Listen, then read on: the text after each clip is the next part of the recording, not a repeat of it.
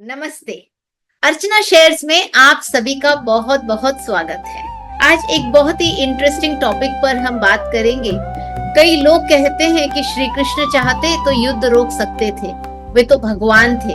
जरा सोचिए कि आपके दो दोस्त लड़ाई कर रहे हैं और आप उन्हें समझाने जाते हैं और दोनों ही आपकी सुनना नहीं चाहते, तो आप क्या करते?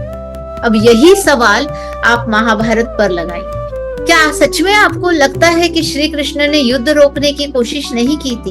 श्री कृष्ण तो दुर्योधन के पास शांति का प्रस्ताव लेकर के गए थे। उन्होंने तो केवल 5 गांव देने की भी बात कह डाली थी, लेकिन दुर्योधन ने उनसे क्या कहा कि मैं एक सुई की नोक बराबर भी जमीन नहीं दूंगा।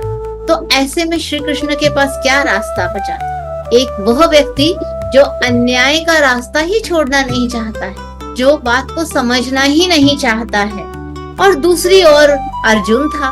लोग कहते हैं कि वो युद्ध के मैदान में डर गया। वो डरा नहीं था, वो तो एक बहुत बड़ा योद्धा था। लेकिन जब वो युद्ध के मैदान में गया तो उसने अपने सामने अपने दादा, अपने गुरु, अपने भाइयों को पाया और वो मोह में पड़ गया। उसे लगा कि मैं अपनों के विरुद्ध ही लड़ाई लड़ रहा हूँ, ऐसी लड़ाई का मुझे क्या फायदा, और इसीलिए उसे डिप्रेशन सा महसूस होने लगा। तब कृष्ण ने उसे कर्तव्य का पाठ पढ़ाया। कृष्ण ने अर्जुन से कहा कि तुम एक योद्धा हो, तुम एक क्षत्रिय हो, और क्षत्रिय का धर्म होता है अधर्म के विरुद्ध लड़ना, अन्याय को न सहना।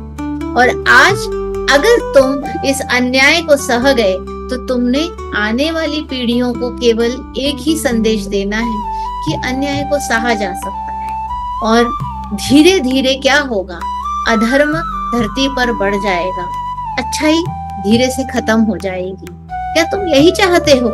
इसलिए हे अर्जुन, तुम अपने धर्म से पीछे मत हटो, अन्याय को मत सहो, चाहे वो तुम्हारे अपने ही लोगों के विरुद्ध लड़ना है।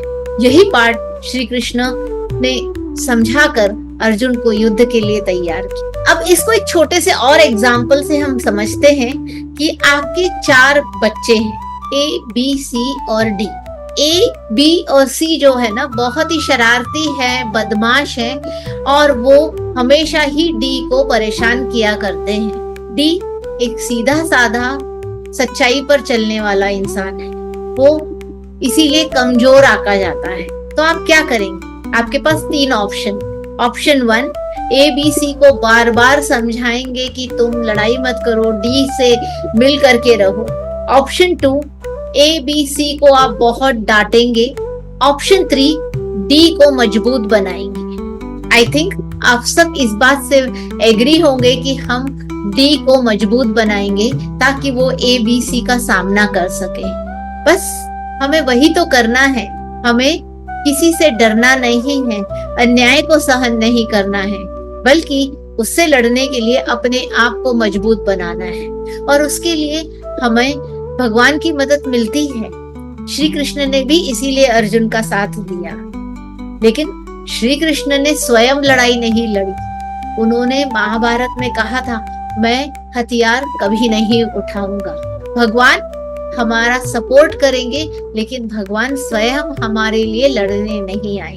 अब मैं आपसे एक सवाल पूछती हूँ। मान लीजिए आप एक ऑर्गेनाइजेशन में काम कर रहे हैं और आपको पता है कि आपका बॉस गलत कार्य कर रहा है, वो करप्शन में लिप्त है, और वो आपके ऑर्गेनाइजेशन के लिए बिल्कुल सही नहीं है। तो आप क्या करेंगे? आपके पास फिर वही 2 से 3 रास्ते हैं। पहला रास्ता है बॉस से जा करके कहे कि ये गलत है, और वो सुनने को तैयार नहीं। दूसरा रास्ता है कि आप अपने दोस्तों में बातचीत करिए और कहिए, मैं कर ही क्या सकता हूँ, मैं तो एक छोटा सा कर्मचारी हूँ। और तीसरा रास्ता है इस बात के खिलाफ आवाज उठाना और इस गलत कार्य को रोकना, और उसके लिए लोगों से सपोर्ट लेना। मुझे उम्मीद है आप तीसरे रास्ते को ही बेहतर मानते हैं, क्योंकि आप अपने स्वयं का और साथ में ऑर्गेनाइजेशन को बचाने की कोशिश करेंगे। बस यही तो श्री कृष्ण ने किया था। तो अगर आपसे कोई कहे कि श्री कृष्ण महाभारत का युद्ध रोक सकते थे और इतना बड़ा खून खराबा ही नहीं होता, तो उनसे मेरा ये वीडियो जरूर शेयर करिएगा। तब तक के लिए अर्चना शेयर्स को लाइक, सब्सक्राइब और शेयर करना ना भूलिए। धन्यवाद।